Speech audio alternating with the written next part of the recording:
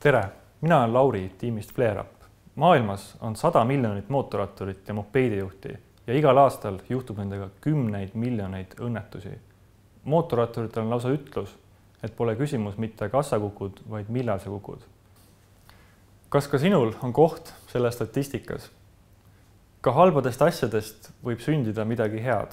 FlareUpi idee sai alguse õnnetusest. Meie sõber Olev sõitis pimedal maanteel otsa metsseale ja jäi abitult teele lebama.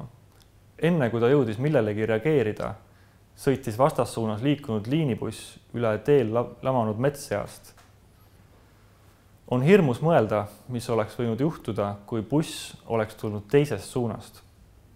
Selliste juhtumite ärahoidmiseks leiutasime intelligentse märgutule, mis kinnitub riietele või kiivrile, hakates kukkudes intensiivselt vilkuma ning saadab kontaktisikule välja sündmuse täpse asukoha kaardil. Viimaste kuude töö tulemusena on valmis saanud töötav prototüüp.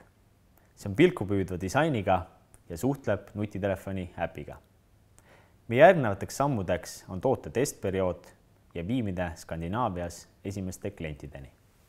Seejärel seame sammud juba Euroopa ja ülejäänud Ameerika turgudele, kus ühtekokku ootab meid 60 miljonit mootorratturit.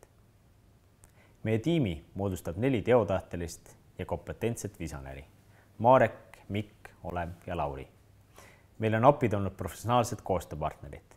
FlareUpi disaini loojateks on EKA tootedisaini tudengid Raul ja Hannes, riistvara poole pealt aitab Kraakul OÜ ja mobiiliäppi arendab Maigo. Me ei saa muuta õnnetusi olematuks, aga me saame leevendada nende tagajärgi.